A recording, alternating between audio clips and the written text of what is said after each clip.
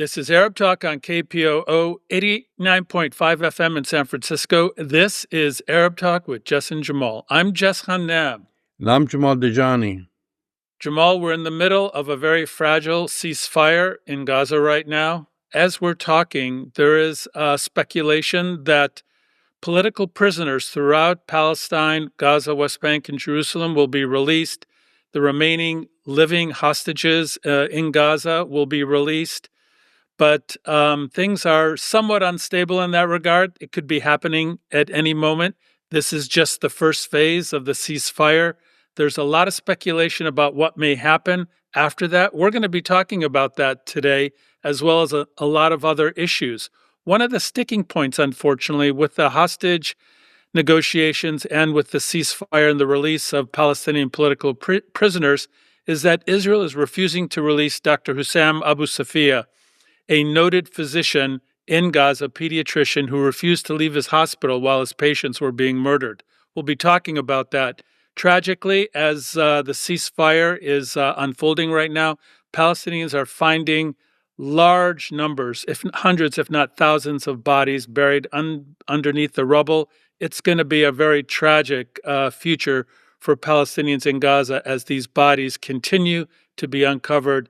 And then, Jamal, in a piece of really kind of beautiful news, one of the winners of the Nobel Prize in Chemistry, Omar Yagi, was awarded a Nobel Prize in Chemistry. He's actually from the Bay Area. He's a professor of chemistry at UC Berkeley, and his family were refugees from Palestine. So it's an incredible story.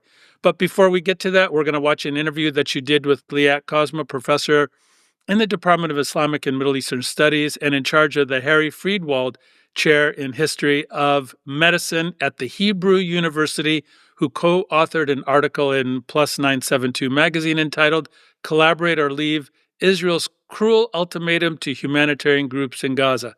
It's a very compelling interview. We're going to watch that first, Jamal, before we get into the other discussion. Yes. I mean, now, since the trucks started to roll into Gaza, I mean, what's the role of all these NGOs and humanitarian organizations? The latest I've heard, for example, that UNRWA has not been allowed in. Right. This could change any time, but okay, let's watch the interview. A peace agreement has been reached between Israel and Hamas.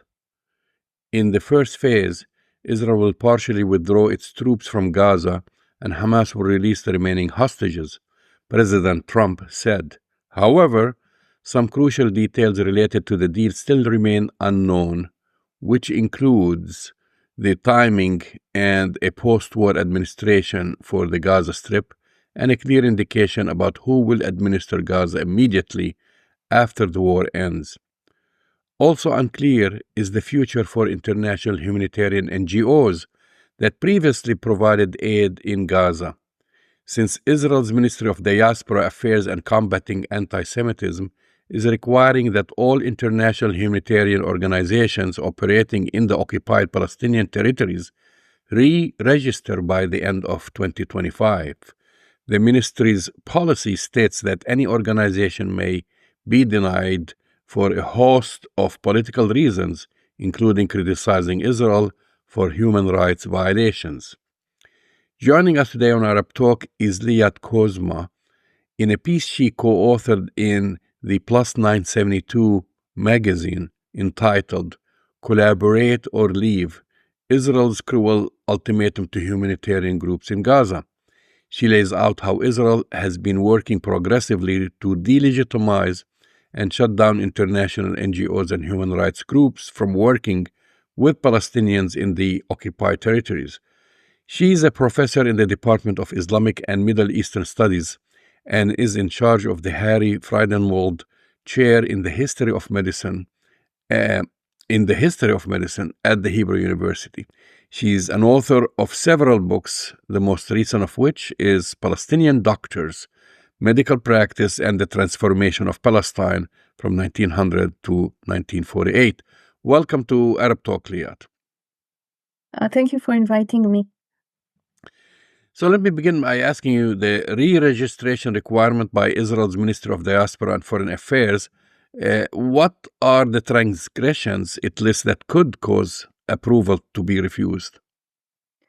So this include the delegitimization of Israel as the Jewish and democratic state, incitement to racism, support of military struggle against Israel, some undefined support of illegal actions in Israel or in the occupied territories, support of boycott of Israel by the organization of one of its workers or funders, as I said, a denial of the Holocaust or denial of the October 7th.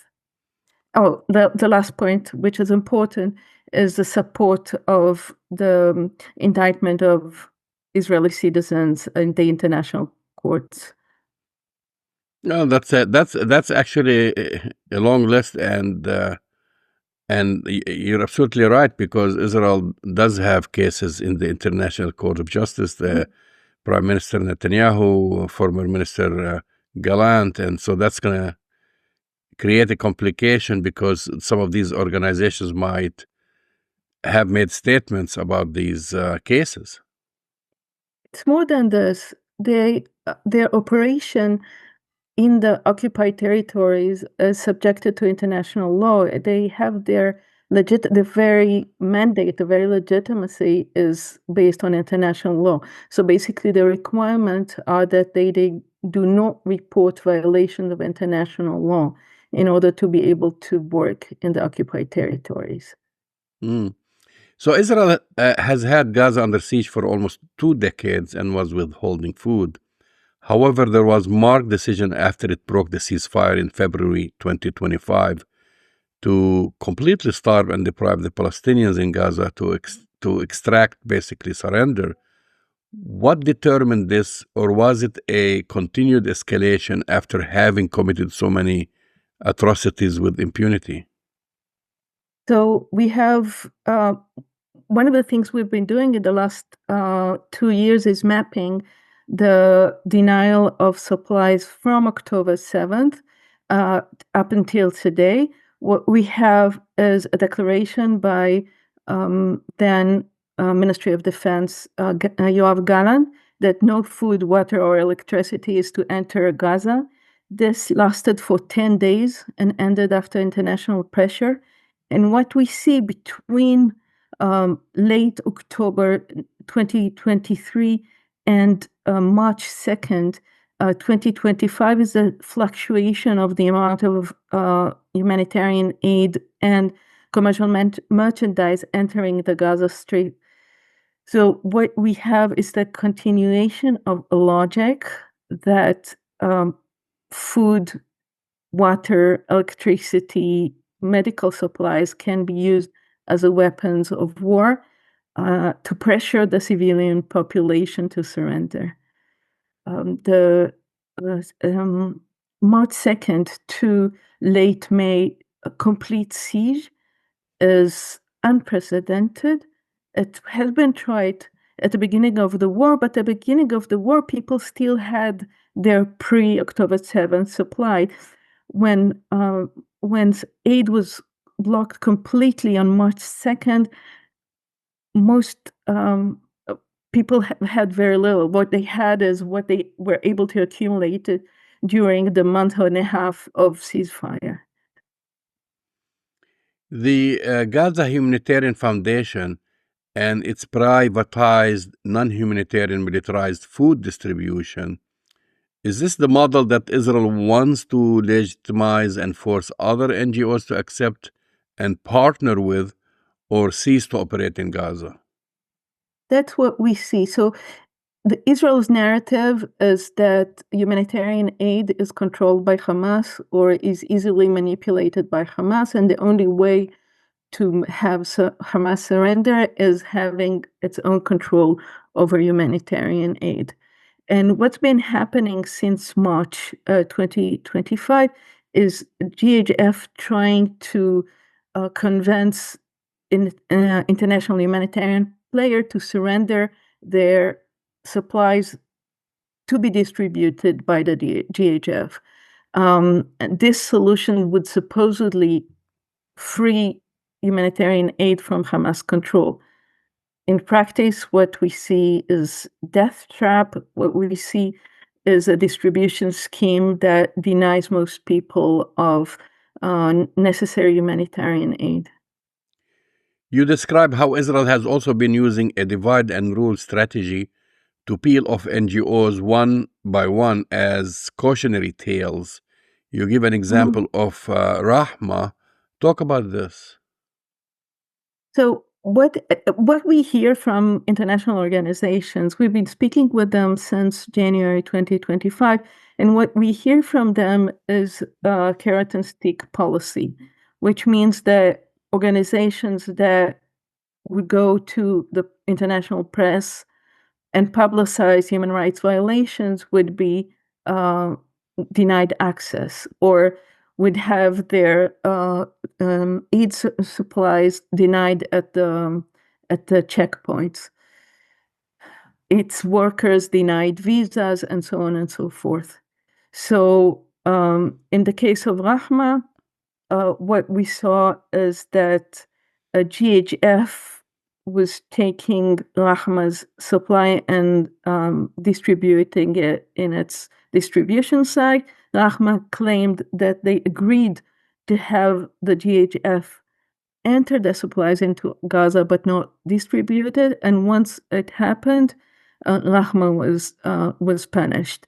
And we saw this throughout. It starts with UNRWA, delegitimization of UNRWA, and once this did not encounter pushback from the international community, Israel continues. And I think the key term here is impunity. Well, and that's actually, I'm coming to my next question, which is Israel has its modus operandi, which is to progressively delegitimize and sideline organizations that give Palestinians recourse to international aid and networks. And you trace this latest campaign by Israel back to 2021, when it designated 5 highly respected Palestinian human rights organizations as terrorist operations. And this brings us to UNRWA. Explain the progression from that point to attacks on UNRWA to the current situation. Again, the Israeli narrative is that UNRWA perpetuates the Palestinian refugee problem, and once UNRWA disappears, the refugee problem disappears, and Palestinians would be forced to integrate in their various locations. October 7th gave Israel a pretext. Israel claimed that 9 or 13 UNRWA workers were among the Hamas operatives that attacked the Israeli south on October 7th. And based on this, UNRWA employed 13,000 workers in Gaza. Israel claimed that 0.1% participated in the atrocious Hamas attacks. And based on this, it gained legitimacy from the international community to delegitimize UNRWA and push it out of the Gaza Strip, push it out of East Jerusalem, and is now pressuring UNRWA to end its operation in the West Bank as well. And the fact that the international community did not stand behind UNRWA to say UNRWA is not a security apparatus. It does not have the means to screen all its workers. There were 13 Hamas operative terrorists in the October 7th attacks, but this should not disqualify the other 99 point something percent. The fact that the international community did not push back gave Israel the legitimacy to start targeting other organizations. You describe Israel as violating humanitarian norms to make the headway it has made. One looks at the dystopian horrors of the GHF setting up food distribution in a Hunger Games scheme where starving people are forced into the most humiliating, cruel gauntlet just to find sustenance. What will be the global effect of this? This would become a model. Our fear or our concern is that international actors or governments would allow this scheme to continue in other places, be it Sudan or Yemen or Syria or wherever. I want to emphasize that GHF scheme is horrific as it is based in Gaza. But the fact that now international actors see it as legitimate would endanger every war zone or disaster torn zone in the world. The fact that the humanitarian scheme that was improved throughout the last 8 years since World War II is now being replaced by for-profit companies and organizations is a danger to all of us, I think. For profit, so let's talk about the economic component. Israel has captured the market in the occupied Palestinian territories by forcing Palestinians to buy only Israeli goods and outlawing Palestinian products and agriculture. It's been written that Israel wants all future aid to come from inside Israel. Is it pursuing full monetization of humanitarian aid for its own benefit? I don't know. I'm not sure. I'm not sure the interests are economic. I'm more interested in this scheme as a means of control. So I'm not sure where it's going economically. Well, if GHF is a for-profit, somebody is profiting. I mean, either someone, a corporation, or countries, or both, basically, are profiting. As far as we know, we're paying it with our tax money. We're paying for the GHF. Israel funds the GHF heavily. So I don't see how Israel profits from this. I'm sure somebody is, but these are individuals and corporations.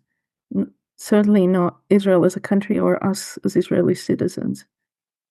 Okay. Do you think the ceasefire will have any impact on Israel's move to co-opt all humanitarian aid services?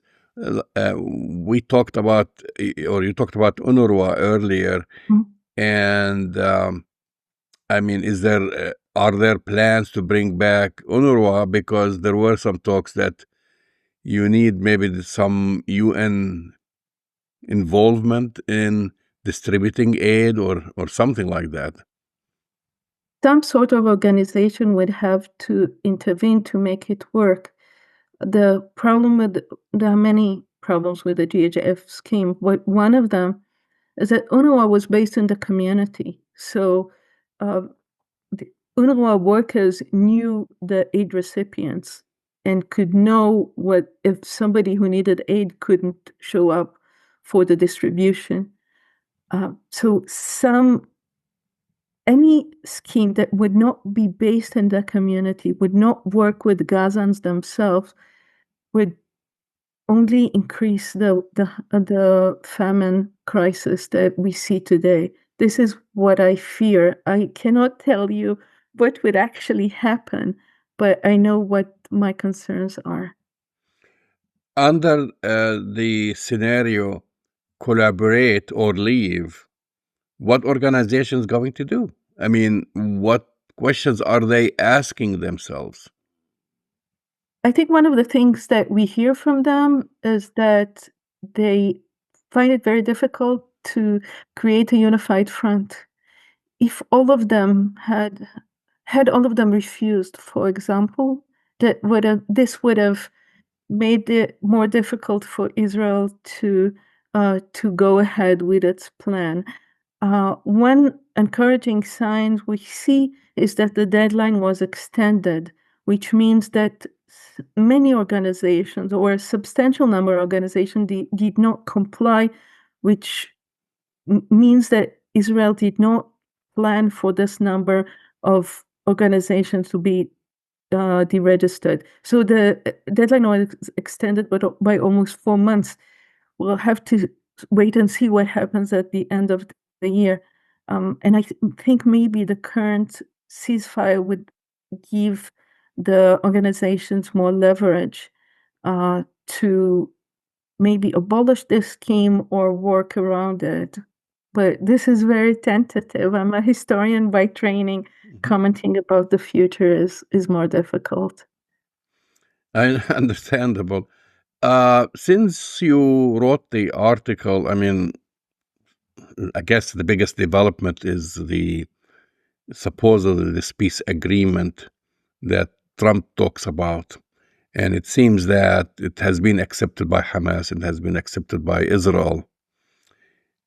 Do you feel any changes going to happen on the ground as far as the humanitarian aid? Because I'm unsure. I've been looking at different sources about the Rafah border is opening and the trucks will be allowed in, and then but you have thousands of people who are homeless.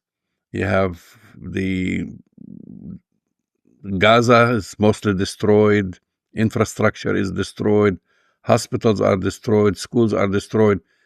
So how would they be able to recover as far as the humanitarian cause and making sure that everybody is fed and everybody is housed? This might take decades. I'm trying to write now an article about the water situation, which is so what we see in the last few weeks is that water sources that were cut down are being renewed, but I think this might be one of the first step, even before food. Desalination plants being reactivated. This would be one thing. But then the fact that people have no motor vehicles, or very few motor vehicles, makes it very difficult for them to reach the distribution points. Even when food is distributed, if it's not distributed to communities are very difficult to trace. So finding people at the places in which they took refuge and providing them with the aid. Many bodies will collapse when they start eating because their bodies are not able of consuming food anymore without medical support. You mentioned the destruction of the medical system. More than 1,000 health workers, more than 1,500 health workers were killed.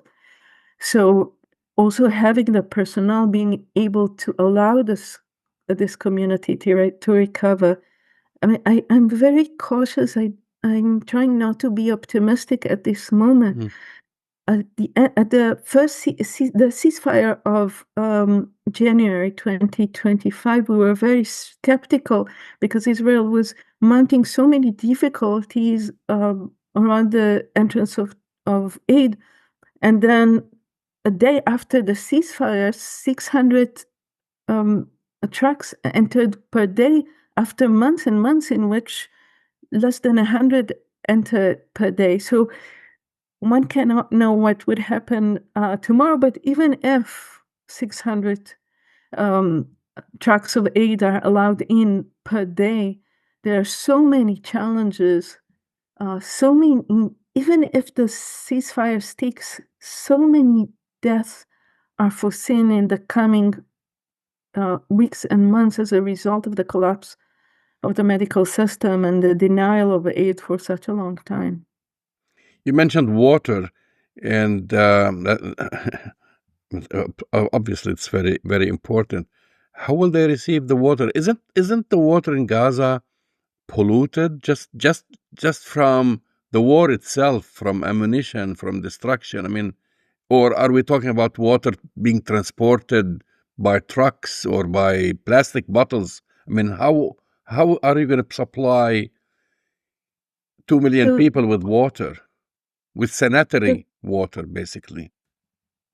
So before October 7th, 12% of the water supply came from Israel through three pipelines, and the rest was manufactured in Gaza itself, manufactured through desalination plants, desalination of salt water and of groundwater. Groundwater already before October 7th were highly polluted. So the way to bring water into the Gaza Strip is having desalination plants work again. Many of them were destroyed. Many of them are not operating because of the lack of electricity and fuel. So the first step would be, in terms of water supply, is to reactivate these desalination plants and the pipelines coming from Israel and from the Sinai. There's a new pipeline coming from a desalination plant in the Sinai Desert, an Emirati plant that was founded earlier in the war. You've mentioned that you're pessimistic. Does this reflect your own personal feeling as a historian, or how do you compare that with the Israeli population? Are they pessimistic about this agreement, or they're hopeful that this will truly be the end of the war? I think many people are optimistic, but I taught myself not to succumb to hope. Having been disappointed for so many times, the feeling is that the political interest here in Israel would not allow the ceasefire to last for long. I might be wrong. I would be very happy to be wrong, but this is my sense. Even if it's brokered by Israel's most important ally, the United States, and President Trump, who is also considered that maybe one of Israel's top benefactors. But so was the earlier ceasefire. It was supported by the U.S., but Israel found a pretext to break the ceasefire. I think the blockage of aid on March 2nd drew very little international attention. After 2 weeks of completely blockage, of complete siege, Israel broke the ceasefire on March 18th. So this is what I have in mind when thinking of the current ceasefire. What do you mention when you talk about Israel?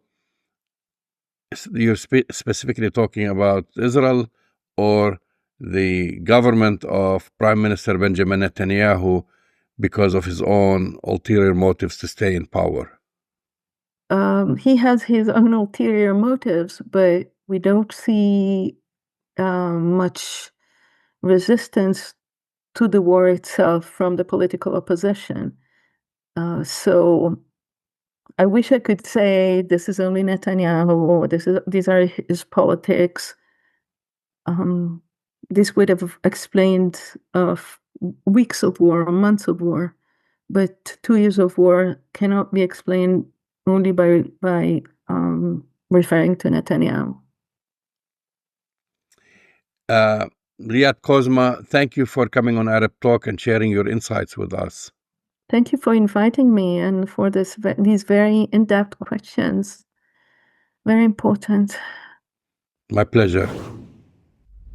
That's the voice and the face of Liat Kozma, professor in the Department of Islamic and Middle East Studies from the Hebrew University, and a co-author of an article basically looking at what is the impact of these aid workers and aid organizations bringing aid into the Gaza Strip right now, as close to 2 million Palestinians are starving to death, including children. I don't know, Jamal. We don't know what's going to happen. Part of the framing from the American-Israeli side is that now aid is coming in freely, but it's not the case. Well, it is coming in. I mean, not it is coming in. Started to come in. Started. Which debunks that Israel was controlling these trucks from entering into Gaza, because now, all of a sudden these trucks are allowed in. Few hours ago they weren't allowed in, and Israel was preventing them, and they were denying. They were saying, no, aid is. We're not preventing these trucks from coming in.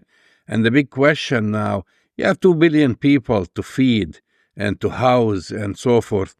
It's not just about letting the people. I mean, I see the news, for example, saying Palestinians are allowed to go home. What home? Which home? There are no homes that are allowed. You see them lining up to move back to their, what used to be their neighborhoods. And I mean, I saw a headlines, which was totally ludicrous. It says, Israeli hostages are allowed to return home. Palestinians are allowed to return home. It's such a bogus headline. There's no home to release and to return to. But in addition, Jamal, I think it's important for our listeners and viewers to know people are still getting killed in Gaza. I mean, the Israeli military has pulled back to some kind of, line, from some months ago. But to say that this is an unequivocal ceasefire is deeply problematic. It's still a very tense situation on the ground.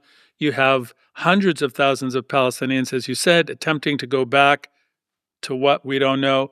But as we said in the intro, one of the most painful things that's happening right now is that the bodies of hundreds, if not thousands, of Palestinians who remained under the rubble are starting to be discovered. It's so deeply disturbing.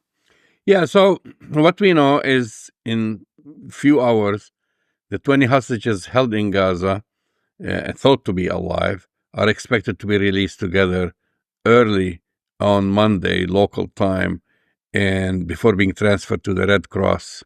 This is nearly 2,000 Palestinian prisoners and detainees in Israel will also be freed. And as we're speaking, U.S. President Donald Trump is going to be on his way to the Middle East ahead of a speech at Israel's parliament on Monday and meetings with Israeli Prime Minister Benjamin Netanyahu as well as the families of the Israeli hostages. And then leaders from more than 20 countries will then join Trump in Egypt for a summit on Gaza's future. I mean, it's going to be a big spectacle. I mean, in a sad way, ending this genocide. Hopefully it will end.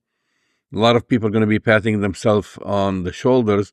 It's premature. And what we know, Jess, is that the same deal that they're going through now was ready and put on the table over a year ago.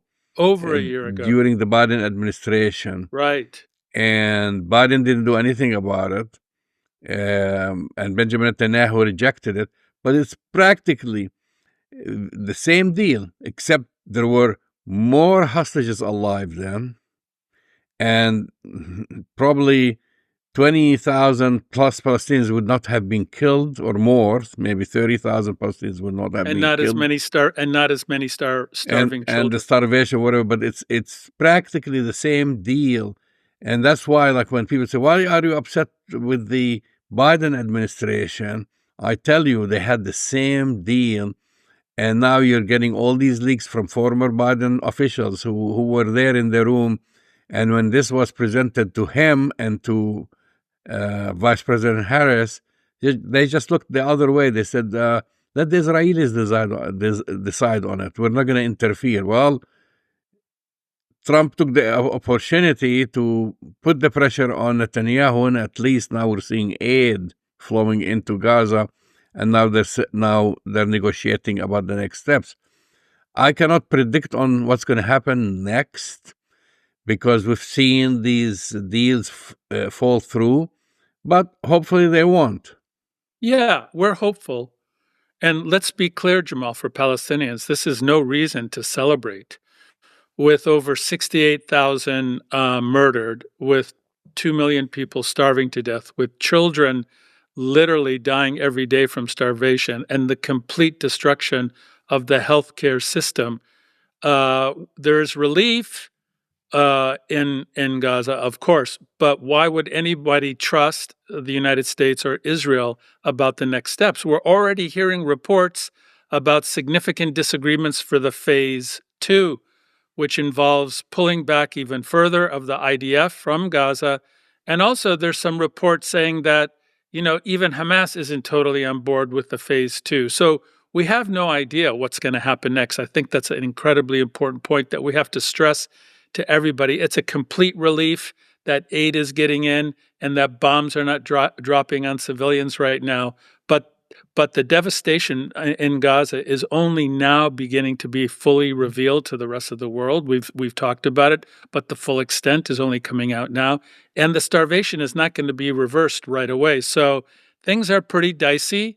And you're right. I think it's going to be a spectacle in a couple of days when all the people converge, all these leaders converge in Egypt to congratulate themselves while Palestinians are still starving to death and while Gaza is utterly destroyed.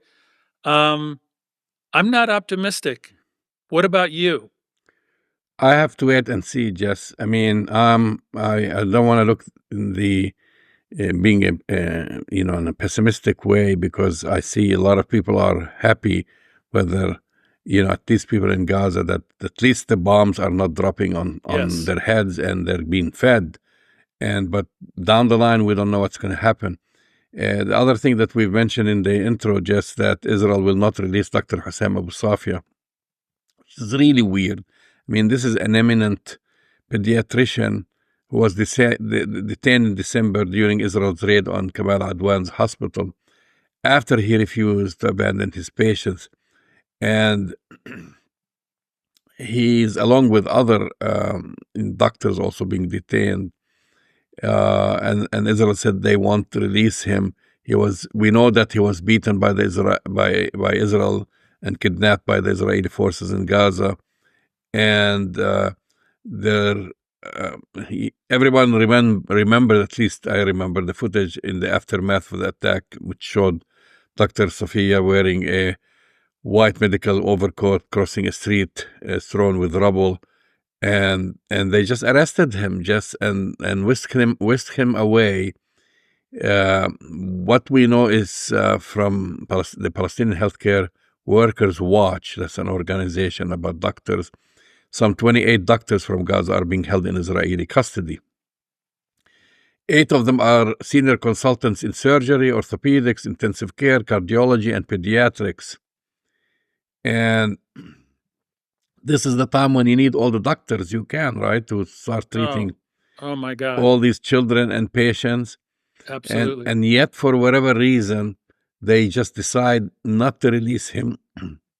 The Israel has categorized him as, and I'm quoting here, an unlawful combatant. Can you believe that? A physician, a doctor, pediatrician as an unlawful combatant for wanting to stay with his patients. By the way, his patients are babies and infants. Many of them were in the intensive care unit, and he refused to abandon these babies who were on life support. And he's labeled as a non-enemy. What did they call it? Non-enemy combatant. Unlawful combatant. It is the height of depravity for the Israeli military and the government to hold Dr. Safia, who, by all accounts, and some of the people who have been released, Jamal, say that he has actually been tortured while he's being detained by the Israeli military. So this is a very bizarre situation. Well, that's why, in my opinion, why they're not releasing him. I mean, that's my sad conclusion, that he is in such bad shape that they just don't want to put him out there in front of the cameras. They don't want him to speak about the torture, because we know that Palestinian detainees have been mistreated in Israeli custody since October 7th. Abuses, including rape, and I mean, we don't know what happened to him. and and hopefully he's still alive. But if he's alive, what shape is he in? Bad And shape. I'm sure bad shape. and to me, maybe that's why they don't want to release him now, because the way he's gonna look and the way he's gonna describe the mistreatment inside the Israeli prisons. I think that point is really spot on, Jamal. There's no reason not to release him as part of this ceasefire. And in fact, even without a ceasefire, there's no reason to hold him and not release him because he is a healthcare worker. He's a physician. He's somebody that is dedicated his entire life to the health and wellness of Palestinian children. And this is going to be part of the ongoing kind of evolution of now that there is a ceasefire and that presumably it will continue as word comes out about the number of dead, the torture that's been carried out against Palestinian healthcare workers and other civilians, all of this gruesome detail of the depraved nature of the Israeli genocide are going to come out. So I think your theory is very well taken. Israel has been known to keep people imprisoned for fear of what they're going to say and how they're going to be perceived by the world community after they've tortured them. So we can only hope that he'll be released soon and that his health is okay. But there is the risk that he may not even be alive, Jamal. He may be so sick that he passed away. And again, this is accounts from people who were with him when he was, who were during the detainment of these doctors, who said that he was pretty savagely beaten and tortured while he was detained. We mentioned also in the interview that at least 100 bodies were unearthed from beneath the rubble, and as Palestinians were allowed to return to what's left of their neighborhoods. And this is very important just because these are just families going there and finding some lost ones or traces of the lost ones. And the reason I mention this because heavy equipment have not been allowed to enter into Gaza. I mean, these are people digging with their own bare hands, and they're finding skeletons and bodies. Now, if this ceasefire holds, and after this euphoria passes, and the real work happens, and that's why we had our guests where the work of NGOs, humanitarian organizations, to go in to allow the Red Cross, the Red Crescent, for forensic architecture, and other organizations that specialize in basically excavations and so forth, and trying to connect family members, whether alive or dead. The numbers could be in the thousands. And if you recall, more than a year ago, the Lancet publication listed that the numbers could be as high as 186,000. I remember at the time there are different figures, meaning more than 200,000 Palestinians have been killed, because we keep talking about the 70,000 number approximately now. And when the real work starts and when they start removing these buildings, that's when we're going to find the extent of the genocide and the atrocities. That's one part. The other part is now why we also talk healthcare workers are needed, because there are people who are like hanging by a thread, Jess. They're hanging just alive by a thread, and if they are not treated today, down the line, 3 months from now, 6 months, etc., they're going to die. Absolutely. But Jamal, it's even more gruesome than that. Not only are the doctors detained and unable to practice their basic medical skills to save people's lives, civilian lives, but all the hospitals are destroyed or incapacitated, and the supplies have been not allowed to come in for almost 2 years. So, the whole system, the whole infrastructure has been totally decimated. So, and you're absolutely right. I mean, we talk about the tragedy of close to 70,000 people that we know of, who have been killed in the genocide.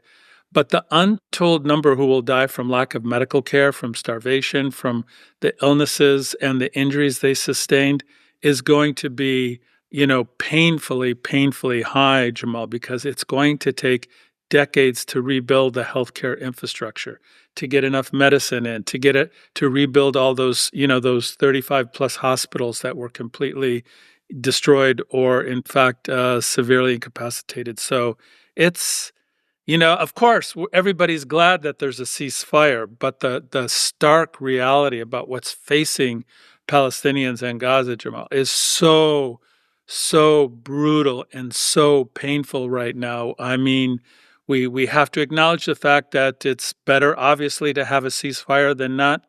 But what's in front of Palestinians right now is really, really, really devastating. On a happy note, just a Palestinian scientist who grew up in a refugee camp in Jordan has been awarded the Nobel Prize in Chemistry for his work developing a new form of molecular architecture which has the potential to limit the impacts of climate change. Dr. Omar Yaghi was awarded the prize along with Susumu Kitogawa and Richard Robson for the development of metal organic frameworks. Sorry if I'm mispronouncing things, that's beyond my pay grade. MFOs, constructions between molecules that could be used to capture and store or break down the harmful gases and chemicals. I don't want to get too much into chemistry in this.